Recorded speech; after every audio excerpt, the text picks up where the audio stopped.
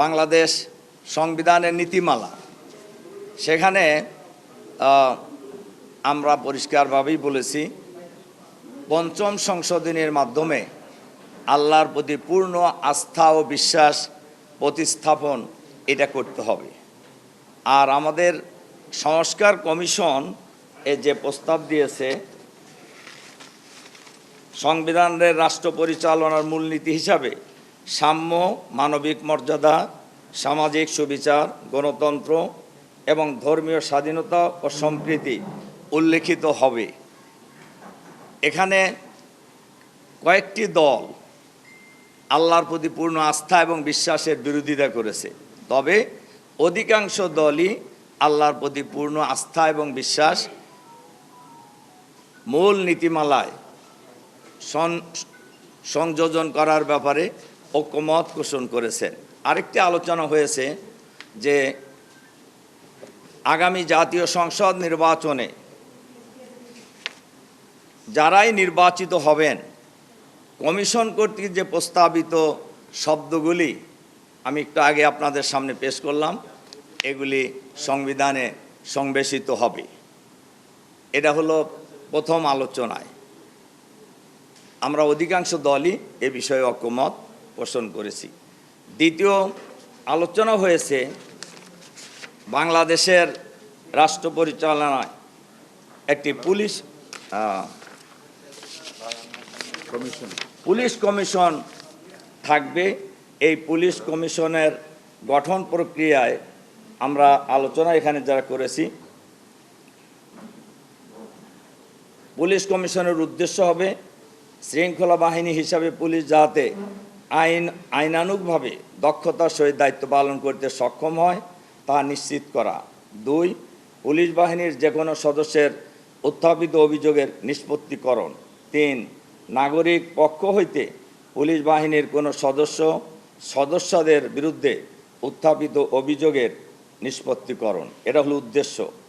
কমিশনের গঠন প্রক্রিয়া জাতীয় সংসদে প্রণীত আইনের দ্বারা নির্ধারিত হবে।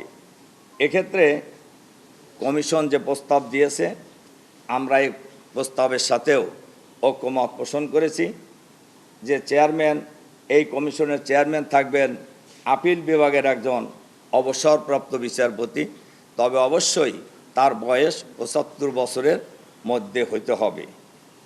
আর সদস্য সচিব হবেন একজন অতিরিক্ত পুলিশ মহাপরিদর্শক, যার বয়স হবে 62 বছরের মধ্যে, মানে 62 বছরের ঊর্ধ্বে নয়।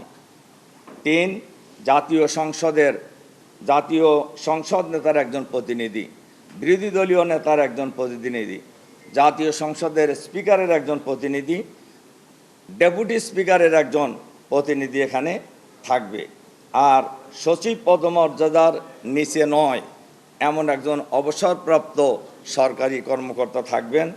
জেলা জজ পদমর্যাদার নিচে নয় এরকম একজন অবসরপ্রাপ্ত বিচার বিভাগীয় কর্মকর্তাই কমিশনের সদস্য হবেন।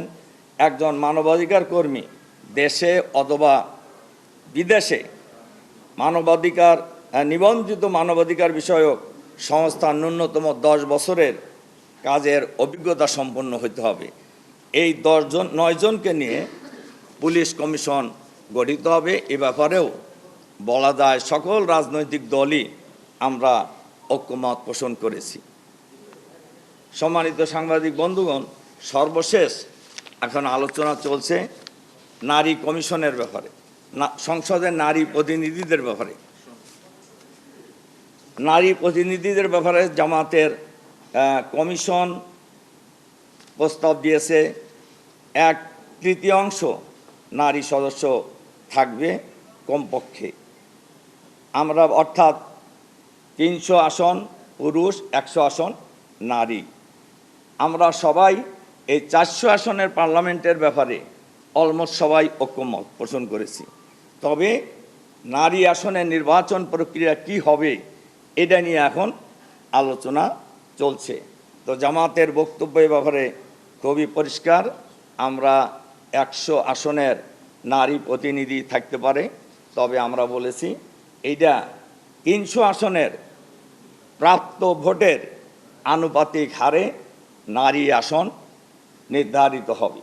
অর্থাৎ পিআর পদ্ধতিতে আমরা 100 আসনে নারী সংসদ সদস্যদের ব্যাপারে ঐকমত্য পোষণ করেছি জামাতের পক্ষ থেকে।